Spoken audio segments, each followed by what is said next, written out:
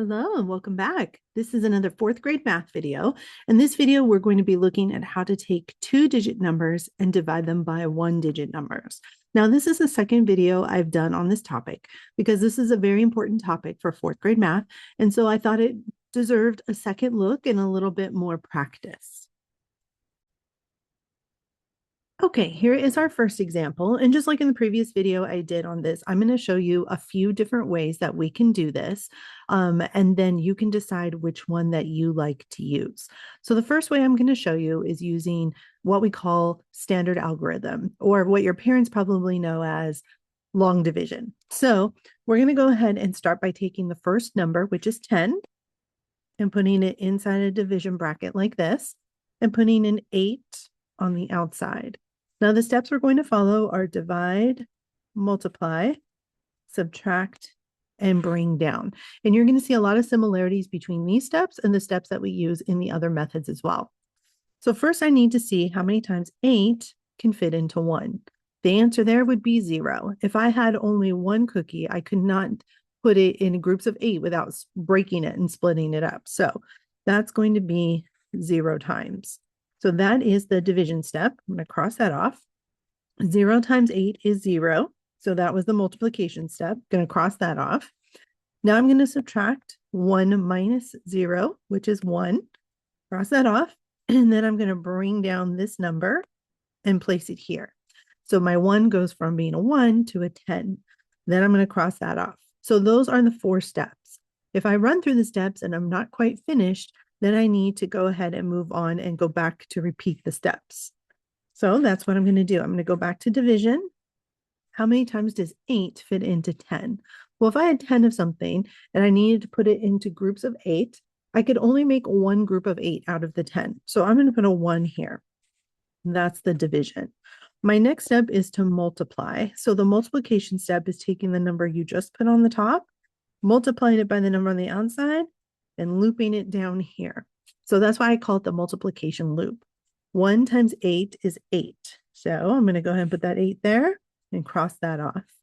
My next step is to subtract. So I'm going to take 10 and subtract 8, which leaves me with 2. And now there are no more numbers to bring down. That is a signal that we have finished the problem. So right now we have a 1 on the top. That's going to be the answer. But we also have a 2 down here. We call that the remainder. That's how many is left over. So we would write an R and a 2. What that means is 10 divided by 8 is 1 with a remainder of 2. That means that 8 could fit into 10 one time, but there would be 2 left over. Okay, here is our next one. So this one I will demonstrate by using a different method that kind of uses columns and boxes, but it's very similar to and follows very similar steps to the one I just showed you. We will take 96 and maybe spread it apart a little bit. Then I'm going to put a line here, a line here, and a line here, and a line on top. So 9 and 6 each get their own box. Then I'm going to put the 8 on the outside. Now, my first step is to divide, just like before. So I'm going to put that here. I need to figure out how many times 8 would fit into 9. And I think it would fit 1 time. So if I had 9 objects, I could make one group of 8 out of that. So I'm going to put that 1 up here. So that's the division step. The next step, just like in the last one, is to multiply. So I'm going to take that number I just put on the top, times it by the number on the outside, and loop it down. So again, the multiplication loop. 1 times 8 is 8. So I'm going to go ahead and do that.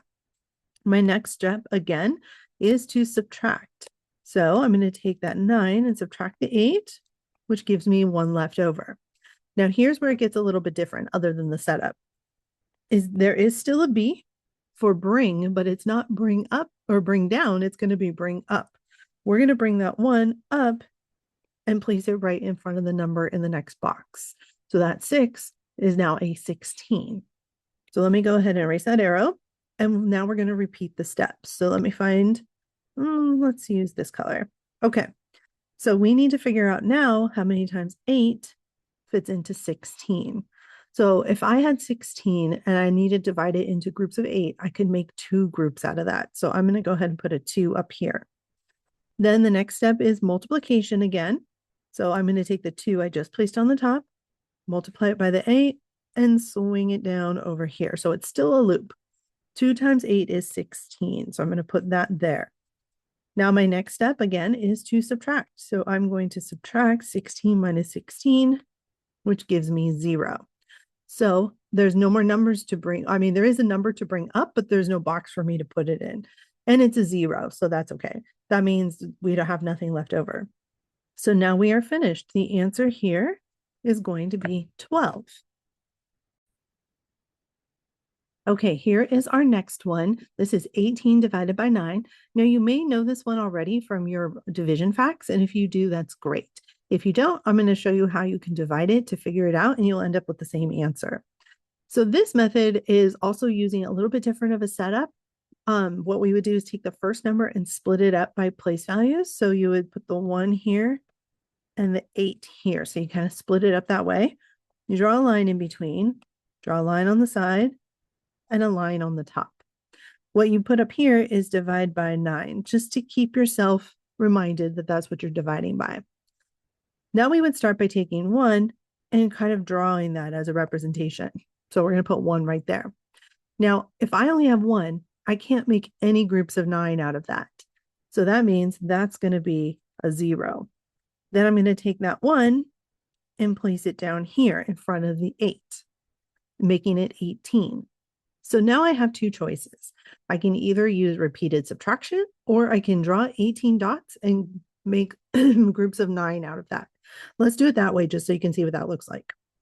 So I'm going to do 1, 2, 3, 4, 5, 6, 7, 8, 9, 10, 11, 12, 13, 14, 15, 16, 17, 18. Okay, now let's make a group of 9. So let me go ahead and grab a different color. 1, 2, 3, 4, 5, 6, 7, 8, 9. Okay, so I made a group of 9 right here. 1, 2, 3, 4, 5, 6, 7, 8, 9. Okay, there's another group of 9 right here. So we can see there are 2 groups of 9 in that row.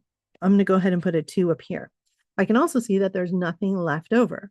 So that means 18 divided by 9 is 2.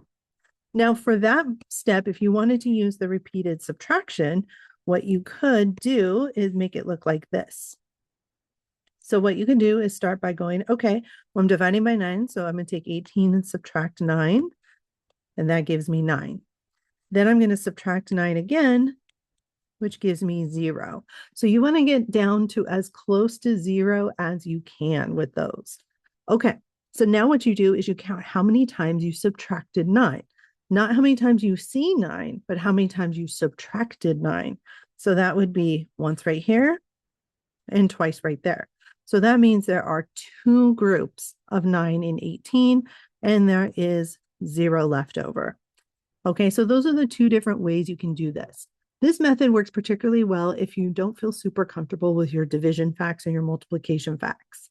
If you do feel comfortable with those, I recommend using the other methods. The reason I don't recommend using this, unless you're really uncomfortable with your division facts, is because sometimes these numbers can get really big and you don't want to be drawing 54 dots or 49 dots.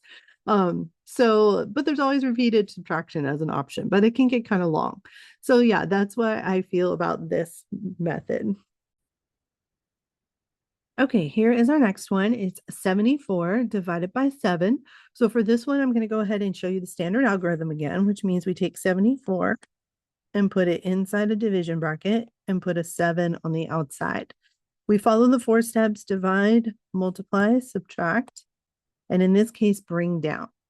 So 7 fits into 7 one time. So I'm going to put that up there. That was the division step.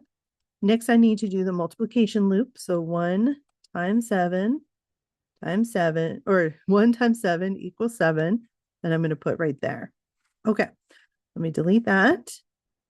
Next step is to subtract. So 7 minus 7 is 0. Scratch that off. Bring down the 4. Okay, time to repeat those steps. So that means back to division. How many times would 7 fit into 4? Well, the answer here would be 0. So I'm going to put 0 up here. That was the division step. Time for the multiplication loop. So 0 times 7 is 0. So I'm going to put that there. Now the next step is to subtract. So I'm going to get rid of those. And then I'm going to subtract it. And I have 4. And then there is nothing left to bring down. So I'm going to cross that off. So that means 74 divided by 7 would go 10 times, and there would be 4 left over. Okay, here is our last example for today's video. We're going to take 54 and divide it by 5. For this one, I'm going to show you using the boxes where we still follow those same 4 steps, but they look slightly different, and the setup is a little different. So I'm going to take 54 and do 5 and 4. Put a line here, a line here, and a line here. A line on top, and put the 5 on the outside. So first step is to divide. 5 goes into 5 one time. Perfect. Next step is to multiply. So this is the loop. 1 times 5 equals 5. So there's my loop. Next step is to subtract. So I'm going to take this away. Then I'm going to do 5 minus 5, which equals 0. And then my last step is to bring. In this case, we're not bringing down, we're bringing up. So I'm going to put that 0 in front of the 4 right there. Okay, now time to repeat the steps. So let's repeat it by doing how many times 5 fits into 4. The answer would be 0, right? If I have 4 that's less than 5, so I can't make a group of 5. So that's going to be 0. And then I'm going to erase that.